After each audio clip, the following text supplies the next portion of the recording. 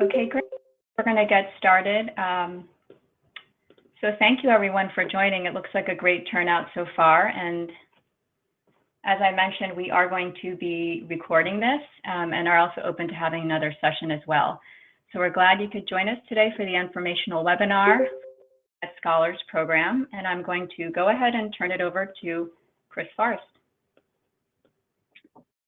Thanks, Jeannie, and thanks to all of you who are attended. We're really excited to start the process of launching our second cohort in the PEDSnet Scholars Program. If you haven't checked out the information on our website, please do. It's PEDSnet.org. There's a lot of information there about PEDSnet itself, and then there's a special tab for the Scholars Program. Not only can you find the application materials there, but you can also find a lot of the material that's been used for the first cohort, including things like the curriculum, as well as the some other recorded sessions. PEDSnet is a national network of children's hospitals. It's growing. We currently have 7 institutions, 8 health systems. Nemours Children's Health System actually has 2 health systems, one in Florida, one in Delaware that operate as a meta system, if you will. So we consider ourselves as having 8 health systems, 7 institutions. We are bringing on 2 new institutions, Lurie Children's and Stanford Children's, Stanford University. And then there are several others that are actually in the process of joining. So it's a rapidly expanding initiative. And the goal of PEDSnet is to create an infrastructure that includes social resources, technical resources, and also educational/training resources that can be leveraged to improve the outcomes of children across the country, as well as the outcomes of health systems that provide care for them. So PEDSnet, in effect, is what I like to say is like an operating system. We create the foundation on which the applications, like a research project or an improvement project or a training program, can be implemented. A little background. I had the pleasure of working with my close colleague, Peter Margolis, and others from the pediatric GI community on a grant that helped Improve Care Now mature from a largely quality improvement collaborative to one that is a full learning network. We had resources from the Agency for Healthcare Research and Quality to do that. This was several years ago now. It's actually, the RFA emerged as a result of the 2009 recession. And we conducted a project to build out a new digital infrastructure, new governance, and new research infrastructure to kind of create a prototype for a learning health system. We went, this is something I do with all my research projects, at least I try to do it with my research projects. At the end of the project, you typically have to submit a final report, but I like to then also set up meetings to give feedback to the sponsor. So I've done this at NIH, CDC, FDA, and ARC, where at the end of the study, we go back to their facility and we present the study and have a dialogue with the project officers. We did that at the end of that project. And after the talk, Peter and I and several leaders at the Agency for Healthcare Research and Quality sat around and said, you know, what are the next steps here to advance this sort of nascent field of learning health system science? And we came up with the idea that the next step is to build the pipeline, to start training people in the skills of improvement and implementation science, applied clinical research that's patient-centered, engagement science, and applied informatics. And together, those skills enable individuals to embed themselves in health systems that are rapidly learning, advancing knowledge, improving outcomes for children, as well as improving their own system outcomes. So, okay, we want to build a pipeline. What's the next step? And ARC then asked myself and a few others to lead an initiative to define the core competencies for a training program in learning health systems science. And we did that. We published it in Health Services Research in 2017. And it was those competencies that actually formed the foundation for the 11 centers now that are conducting a learning health system science training program. And we are a little bit different. We are one of those 11. We are first of all, we're the only training program that's exclusively devoted to children and adolescents and to pediatric institutions. And then second, the other thing that distinguishes us is that we're national. Most of the other centers are in one health system. We cover all of the member institutions in PEDSnet. So with that as background, what I'm going to do now is I'm going to go through the training program. Jeannie is going to touch on some administrative issues, and then we're going to open it up for questions. Any question is reasonable. We're here for you, and if you can't get your question answered in the time we have today, feel free to send either myself or Jeannie a note, or your representative. You'll see who your representatives are if you don't know at your institution. So let's go to the next slide. In general, the purpose of this program is to expand the pipeline of faculty who can engage in learning health system science. And I say learning health systems science as opposed to learning health systems research, because we believe that this training program is doing more than developing research skills. It's developing skills in collaborative, multidisciplinary team building, engagement of patients and other stakeholders, quality improvement and implementation, as well as patient-centered outcomes research. So it's truly a new set of, it's really a new knowledge base, and it's a new set of skills that I think constitute a new science. The program is designed so that actually any faculty member can apply. You can be a junior faculty member. You could be a senior faculty member who's pivoting in your career. You're deciding that you move away from, say, you were in the bench and now you're really interested in learning health system science. This would be a great program for you. The one major requirement that we do have about faculty appointment is that you have to have one. You'll have to have a letter from your department chair that says you will be appointed on the faculty January 1. You can be an instructor, an assistant professor, associate, or full professor.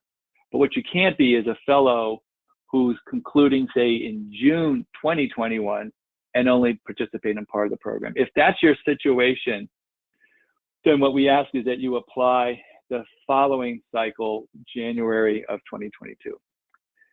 You will see that the funding options that we have two primary funding options. One, the funding option, the scholarships that we have from ARC are only available to junior faculty, but we have options for senior faculty as well. I also want to point out that because this is a faculty development program, the goal here is to support faculty in the acquisition of the competencies that enable them to conduct learning health system science. But a secondary goal, and actually just as important, is the support of faculty scholars in the advancement of their careers. We see two primary career paths for individuals who go through this training program. One is as an independent investigator who may focus on patient-centered outcomes research, pragmatic trials in routine clinical settings, et cetera, or somebody who's devoted to improvement and implementation within their own health system and may want to become a leader in improvement and implementation science and wants to have these skills in order to advance that career path. This makes this a little bit different from a conventional, say, institutional training program, institutional K award, because we are totally open to both career paths. But we do expect that faculty who are in this program have expertise, what I say, a master level competence, either in research or in improvement science / implementation science. So that means mostly the folks who have gone through this program have done a master's or they've done a fellowship program, and this is now their faculty training. If you're a senior investigator who's making a pivot in your career, any background in research or improvement is enough. But what we are trying to point out here is that there's going to be a fair number of assumed competencies that you have, for example, an understanding of study design, an understanding of statistical analysis, at least basics like multivariable regression, et cetera. We would not be covering that. We will be covering more advanced. So more advanced clinical trials or more advanced approaches for modeling data using, say, informatics tools. So we're gonna, I just wanna make that point clear. And if for some reason you got into the program and you had some gaps, we have so many resources to help you fill those gaps. I'm not concerned, but I just want to be sure that you are aware that this is not like a fellowship training program. This really assumes a higher level of competence. Let's go to the next slide, Jeannie. So to reiterate, you have the two main requirements are that you have to be a faculty member who will have an appointment at one of these institutions, January 1, 2021. And that appointment needs to be, you need to demonstrate the appointment through evidence from your department chair or someone at a similar level. Let's go to the next slide.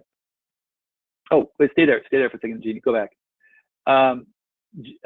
We put several of the logos of the participating institutions on this slide. We haven't yet added Stanford or Lurie because they're currently onboarding.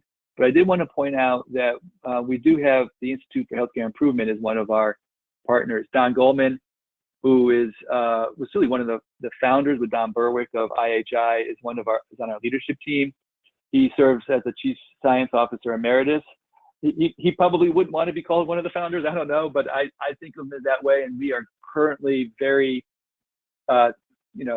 grateful that he's part of our team. He's very involved in the training, involved in providing mentorship, as well as some of our learning sessions, and he's an active participant in our works in progress, et cetera. So with Don and myself, I'm also joined on the leadership team by Peter Margolis, who is an international leader in network-based improvement. And then John Finkelstein, who serves as the Chief Medical Officer at Boston Children's Hospital with a background in health services and outcomes research. All four of us have led training programs of various types. And so we bring that background and that experience to, I think, this very exciting training opportunity for all of you. There are other members of our executive team one member from each of these institutions. I'll show you that in a subsequent slide. Let's go to the next slide. So the program has four sort of broad-based goals. The first is to build a community of faculty. So that would be your cohort and your prior cohorts. And we do as much as we possibly can to create community. So that means we hold video conferences, and so people talk to one another on our video webinars. We did that pre-COVID, so actually the pandemic didn't slow us down in terms of our training. We did have one on-site 2-day session where the scholars got together and learned about Nemours Children's Health System, its strategy and its approach to improvement. And we also had a skills training in data science. Until the travel, by the way, that training program occurred at the same time that a couple of the institutions layered on travel restrictions, and then within a few days after that, I think all the institutions had travel restrictions. Once those travel restrictions are relaxed, sometime we hope in 2021, we'll resume our face-to-face meetings. So we build community, and I would encourage you to talk with any of the current scholars. You can see who they are on our website to see just how they've experienced the program and how they've experienced the community building. We do require that you have a project. Now the project, most of the projects are organized as research projects. It's entirely acceptable to propose a project that isn't just research. You can see the narrative here is the conduct of patient-centered outcomes, quality improvement, or research or both in the context of a local learning health system. So your project, it can't be, I'm going to take some federal database and analyze it and see what comes out. You really need to be conducting a improvement or research project that is of value to your institution, either to institutional leadership, which is actually the ideal, or to stakeholders within the institution. A clinician group, say like one of our scholars is working in a cardiac center, or to a patient community that could be based within your institution and outside your institution. A key distinguishing attribute of learning health system science is that you as the leader are embedded within the health system. So it's a bit different from just getting a data set and analyzing it. So I think that's a very important distinguishing attribute of the project. We have a core curriculum that includes monthly webinars that we try to make as interactive as possible. We know your faculty. We do present new material, but we also have active discussion. And then rotating on a monthly basis, so it's something going on every 2 weeks, we have works in progress. We also have a variety, you'll see a variety of other learning opportunities that go beyond those as well. And finally, I think something that we're proud of is that we have a very robust and important mentorship program. As a scholar, you will need to have a project mentor at your institution, either a research mentor or an improvement mentor. You will also need to engage with a health systems mentor, and more on that. There's some material on that. We can talk about that if you like in the Q&A, but essentially, a health systems mentor may be somebody you actually currently have no relationship with, and it's somebody as a result of this program that you develop a relationship with. It could be a chief medical information officer, a chief operating officer. It could be the VP for strategy. It could be a chief executive officer. But what we want our scholars to do is connect with institutional leadership. So it's sort of bidirectional, right? Like all mentoring relationships. The mentors profit from their interaction with you in understanding better what learning health system science can do. And then you profit from your interactions with the mentor in twofold ways. One is sort of as a life course mentor, somebody who can give you guidance from their own perspective in your career development, but somebody who also can connect you to individuals throughout the institution that can help you better understand the organization strategy, the organization's connections between operations and research, and the organization's improvement approach. And we encourage our scholars to get involved as observers in various meetings. That meeting names vary by institution, but things like the patient safety meetings that happen with the board members, all institutions have that, the quality improvement meetings, etc. So we want you to, at the end of your training, to not only have completed a project, but to have been mentored by your health system leadership. So you really now have a better understanding of what the priorities are for your institution and how learning health system science may be brought to bear to address those priorities. Finally, we connect each mentor with a member of the leadership team as an external mentor. We meet with the scholars on a quarterly basis. And that's to provide you with just an additional support, but also a stronger connection to the program. Let's go to the next slide. So these are, Jeannie, I don't know what's in the empty hexagons. Nothing, Chris. They're meant to be blank. Oh, they're meant to be blank. Okay. I kept on thinking there were supposed to be pictures. All right. So they're meant to be blank to be filled in, but this is what we have right now. We have, starting over on the left, these I mentioned already, about 10 a year didactic learning sessions. They're recorded. We have key readings and active discussion. And all of this, by the way, is designed to inculcate in you core competencies that meet the competencies that were developed through the Agency for Healthcare Research and Quality's competency development initiative that I mentioned earlier.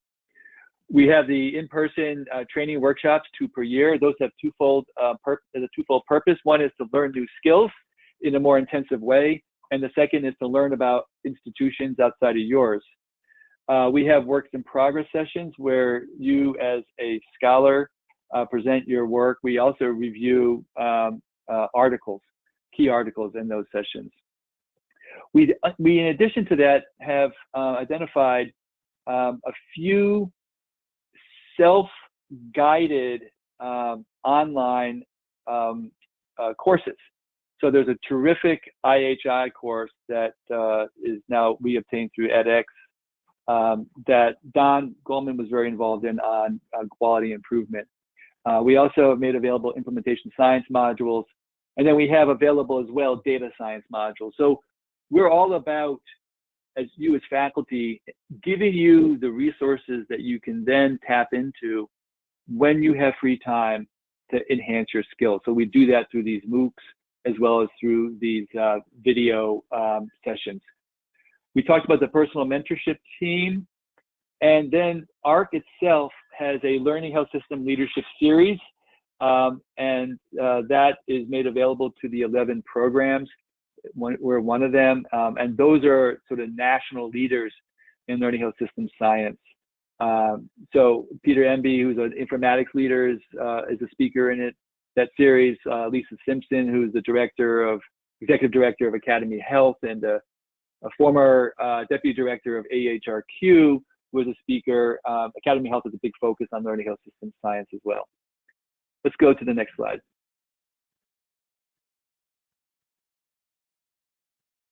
So I would encourage you to take a look at the article we wrote. It's cited down there, Forrest et al., 2018, Development of Learning Health System Researcher Core Competencies. There are 33 of them, and they are organized into those 7 domains on the left. We, through our work across the 11 programs, have decided to add an 8th domain. This is now, as we've been applying these, we've actually learned what's working and what's missing. What's missing is a focus on equity and social justice, and that's will be an 8th domain that we will be adding. We also ensure that our core curriculum that I just went over not only inculcates the 33 core competencies, to be probably 35 with the addition of a few for equity, but we also ensure that you are learning key PCORI methodology standards. You can access PCORI's methodology standards on PCORI website that's cited down below. We don't focus on all of them. We focus on those which we believe are uniquely suited to this training program. So we address the patient-centeredness / engagement standards. We focus on mixed methods research as well as the studies of complex intervention. So at the end of the program, our hope is that our scholars have markedly elevated their level of skill in each of the competencies in each of these standards, and that we evaluate our success according to how much change we see in our scholars. Let's go to the next slide. There are 2 funding options, and you can apply for one or both. The first is we do have some ARC K-12 funding scholarships. So we have 3 positions available. If you receive one of these, you would receive $90,000 in salary support, and on top of that, funding for fringe benefits. In addition, you receive a $15,000. By the way, that's per year. $15,000 for training-related expenses. It is expected that if that's not 75% of your effort, that your institution will cost share to close that gap. That's a fixed number. So, you know, if your salary happened to be $180,000, it's only going to cover 50% of your salary, but you have to devote 75% effort. That means your institution has to pick up the other 25%. $15,000 of training-related expenses can be used for travel. It can be used for online courses. It can be used, and it should be used as well to pay for stakeholders. We do require that all projects engage patients, and as we engage patients, we need to be respectful of their time and pay them a stipend for their time, typically around $50 an hour per work. And there are a lot of rules around. Ginny is going to go through some of the rules. ARC has a number of rules around who qualifies for this. It's only available for junior faculty. However, and we have currently half of our scholars are on in this prior cohort have some of this K-12 funding, but there's another half who are funded by their institutions. So you can be part of this program if you have a commitment from your institution, say through a startup package or through a transition package, institutional development funds, to support 75% of your efforts. We do allow for a little more flexibility in how that effort gets allocated. So for the ARC K-12 scholars, they really have to be spending 75% of their effort on their training, on their research, and on their mentorship.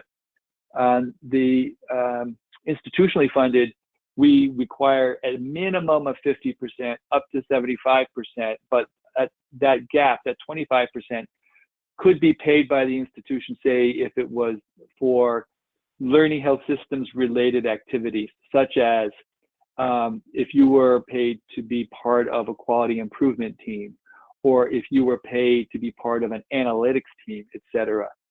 What is not acceptable is a 50% clinical effort. That's way too much to be engaged in this program. So we anticipate a cohort of no more than 12 faculty, so 3 plus 9. Finally, there are a number of faculty development awards to foundations, both local foundations as well as national foundations. We would be delighted if someone were to receive some of those faculty development resources, and as part of that, their program, their individual program, wrote this, the PEDSnet scholars into it. So it's totally acceptable to say, I'm going to apply for the American Heart Association's faculty development program. Would you all write us a letter of support? And I would say yes. The letter of support is not going to guarantee entrance, but it will certainly, talk about the specifics of what the program is all about. Let's go to the next slide. So that's where I'm going to end. I'm going to turn it over to Jeannie. So just so it's clear, I don't think I actually started off this way, and I apologize.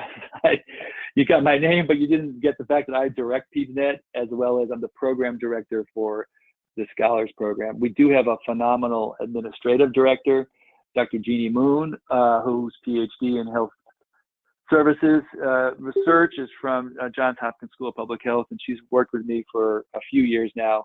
We're delighted that she serves as the anchor for the program. So Jeannie, maybe you could take the baton and just finish up with some of the administrative details. Sure, Chris. So as Chris said, there are quite a few terms, both in terms of eligibility and ineligibility for the ARC funding. I would say that most important, I want to underscore to visit the ARC program announcement on the website. This slide here is not exhaustive, but just in general, some small awards make candidates still eligible, others make them ineligible. So I'm not going to go through all the specific ones here, but you can take a look. And there are specific terms too about things that are under review. Some are permitted and some are not. So please do visit the website to get the specific details on that. Next slide. Okay, so I want to share some basic details about the program. As Chris mentioned, the start date will be January 1st, 2021, and it will go through the end of the calendar year, 2022. The program duration is 2 years with the possibility of a third-year extension. So there is an application process for that third-year extension, and we are actually in the midst of that now for our first cohort.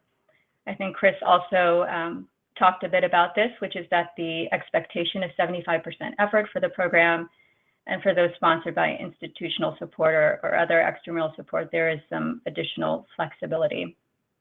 In terms of the broader program, there will be 3 cohorts in total across the next 5 years. There will be another solicitation for a 2022-23 cycle. So at the same time, next year, we will open up another round of applications. Next slide. A couple comments about the application components. It's a 7-page application. It's primarily comprised of the research plan. I believe that's about 5.5 pages of the 7 pages for the total application. We do ask for a 1-page candidate statement describing yourself, your interest, experience in learning health system science, and also the fit for this program. We also ask for a half-page plan for your mentorship team, and I think Chris talked a bit about that, which is that we require you to construct a mentorship team that includes both a research mentor and a health system mentor.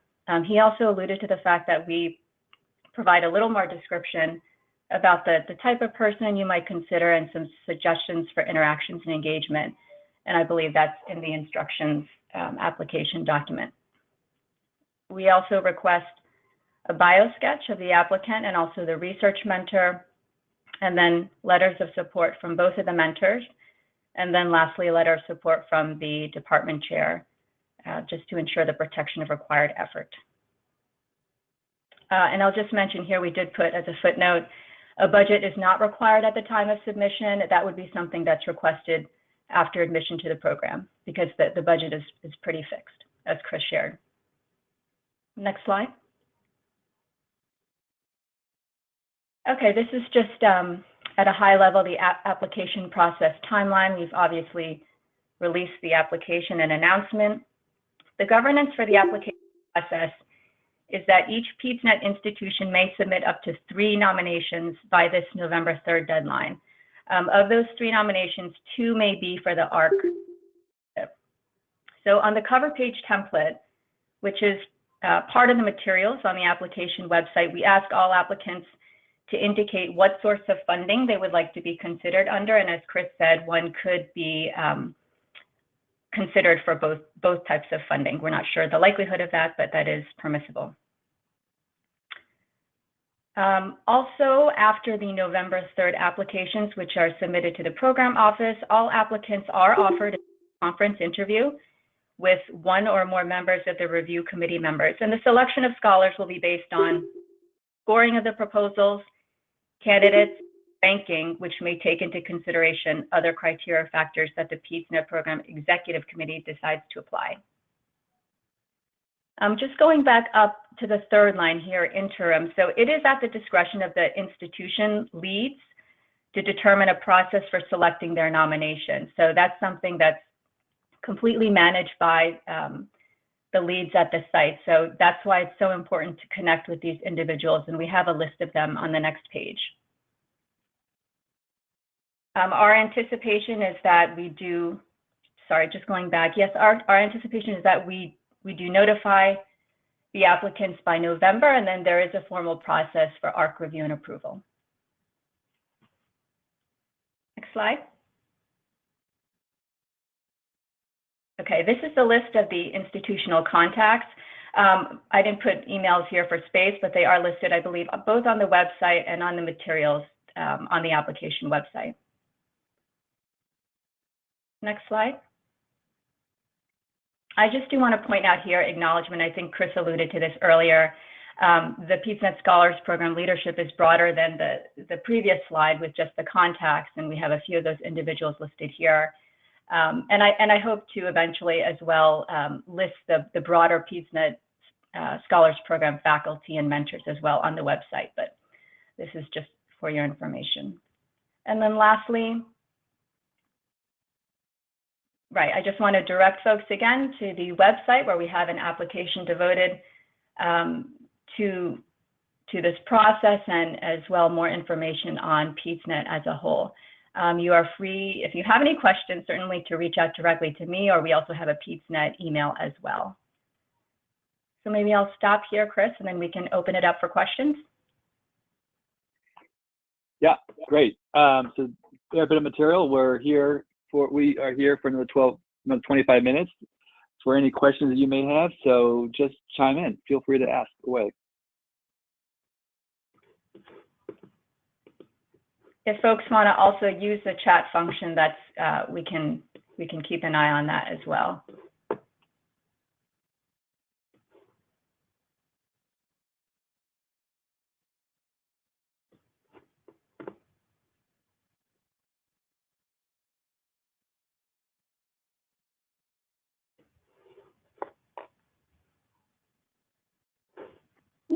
Hi, this is Joe Elia.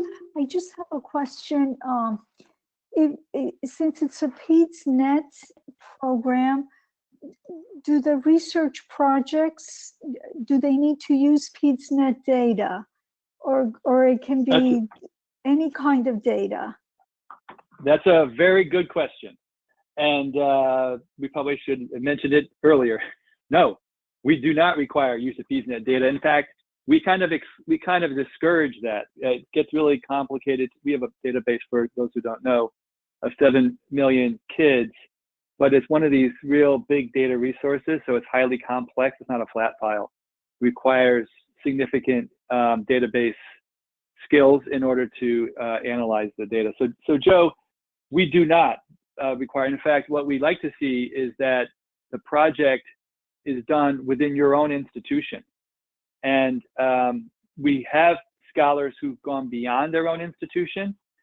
We can do our best to facilitate that, but because of the scope of funding that you may have available to you, it's probably not likely that you could use the PEDSnet data. I wouldn't, unless you have another source of funding, in fact, I wouldn't propose to use the PEDSnet data. Some of the PEDSnet institutions, actually Nemours is one of them, now has staff who've undergone training with our data science team, and they are now able to access the PEDSnet data freely. So Joe, you could work with your informatics group on a project, or someone could work with the informatics group on a project. That would be no cost to us at the program. It would just be a cost internally. So in summary, you do not have to use the PEDSnet data. The program does not grant you access to the data because there's a cost associated with it. But if your institution has someone trained in data science access, and I think at this point it's just Nemours, there are several others that are almost complete, you could craft a project in collaboration with your informatics group. Super, thank you, Chris. That's very helpful. Chris, I'm going to read one question that came in on the chat, which is to clarify for the faculty appointment at the institution, does that have to be linked with a faculty appointment at an academic institution? So thank you for that. Couple of expansions to that question. I just want to be clear. This is not a program for only physicians. It's MDs or PhDs or PharmDs. We do act for doctoral level, you've got doctoral level degree as a minimum, but we have PhDs and MDs, and we love that. We love the diversity. It's our cohort 1 is a quite diverse group. The requirement for the faculty appointment is that the individual needs to be in some way, I'm going to use the word appointment just because it's going to be tricky if I use any other word, appointed at the PEDSnet institution. So at CHOP, I am actually a University of Pennsylvania School of Medicine faculty. I am paid by University of Pennsylvania, but I'm also on staff at CHOP. There are other institutions like that where an individual may be paid and a faculty member of the university, but they are appointed as well as staff members at their children's hospital.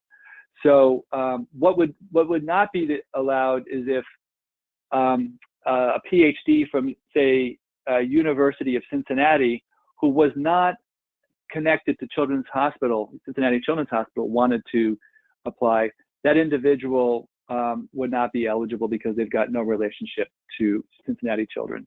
And if you're concerned, if you have any questions about your local context in this way, I think the best resource is your institutional advocate. So at CHOP, it would be me, for example. Great, thank you. I'm going to ask another question from someone who type it here into the chat. To enhance recruitment of patients into the proposed project, is it possible to collaborate with institutions outside PEDSnet? Yes, that is possible.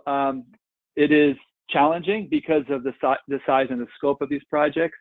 I like to think of these projects. Let's say you are applying for the ARC award or you're institutionally funded.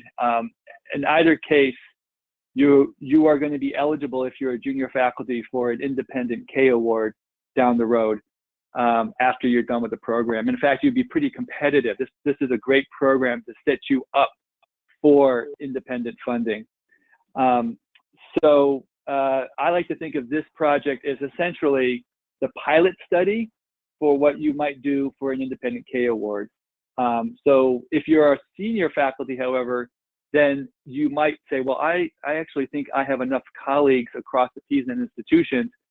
I can work with my colleagues. I can set up a working group across the PEDSnet institutions.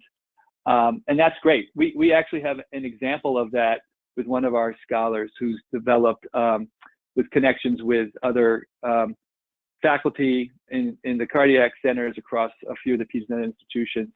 And she's done a great job of organizing them. What I cannot offer you, though, is the PEDSnet Coordinating Center can't do the work of organizing or supporting a project like that. It would have to come from you, but it would definitely be possible. The nice thing would be, let's say you did do a data collection. Let's say you did a data collection with other junior faculty at, say, 4 or 5 other PEDSnet institutions on some topic. Then you could certainly leverage that to as preliminary data for a much stronger, possibly R award or independent K award in the future. Okay, another question on mentorship. Sorry, go ahead, Chris. Yeah, no, so go ahead, read the question. I was going to answer it, but it's better to read it first. Okay. Oh, okay. Would it be possible to have multiple scientific mentors, for example, one you may have worked with before that is outside of your institution and another one from your institution? Absolutely. One of the first things that we do is help you think about your mentorship network and your mentorship map.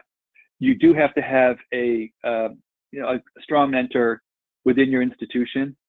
They need to have some protected time to mentor you. They need to state that.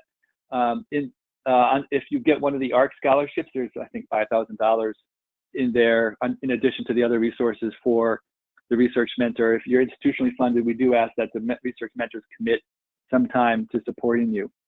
But nobody is mentored by a single person. And so you heard us talk about the program is going to ensure that you have at least 3 mentors. If you build a community of mentors that extend outside of your institution, which actually I think a couple of scholars have done, that is very reasonable, very, very reasonable. And I'm not going to say it's a strength or a weakness, and you absolutely do not have to do that.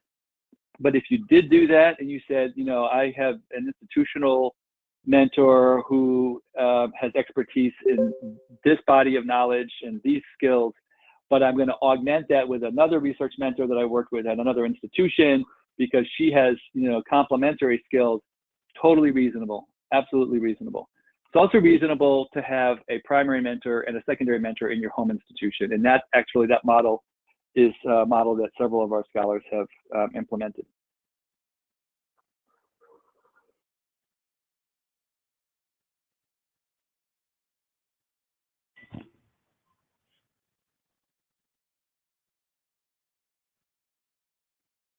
Any other questions from the line? I don't see any at the moment on the chat.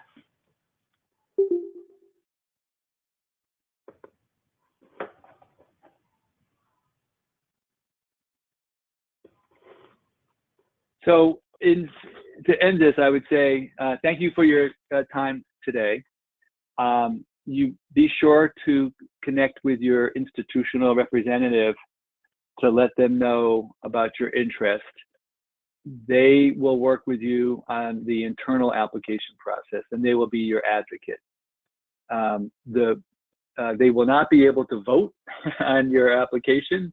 They will have to recuse themselves, but they will do their best to help you put together the strongest possible application. Any questions you may have that cannot be answered by your institutional representative, feel free to reach out to Jeannie or me.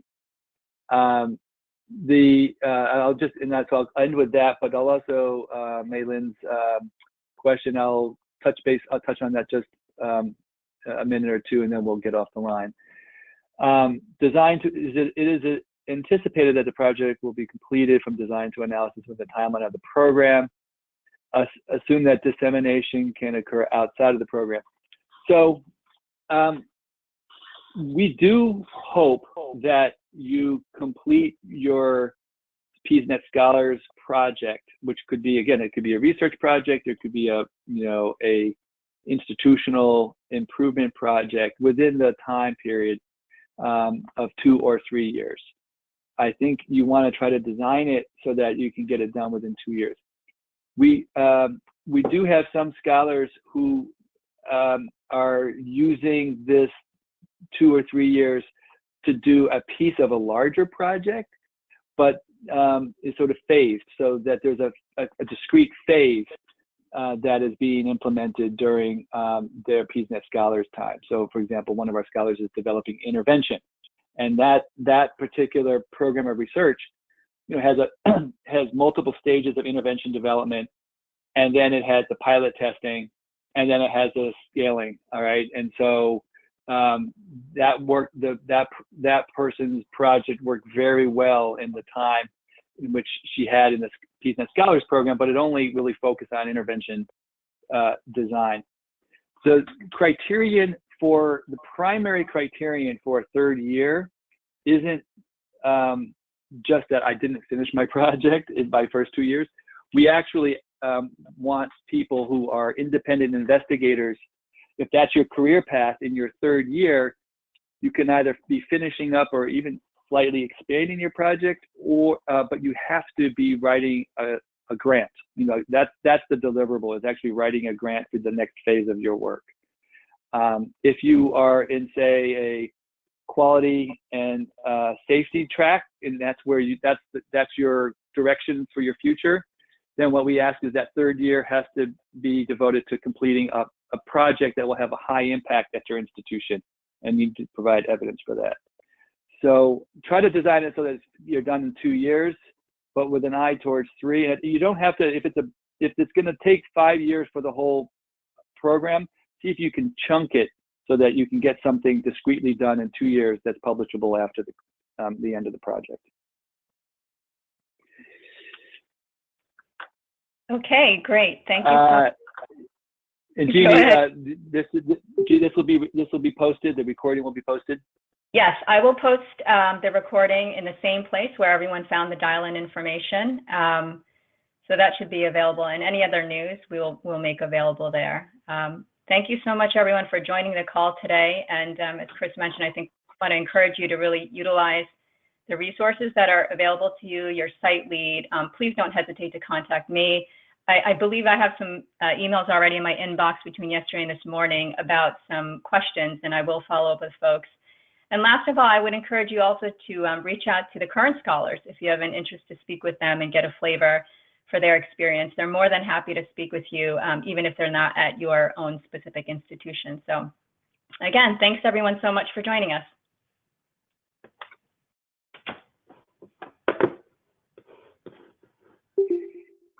And Jeannie, thank you for organizing this. It's terrific.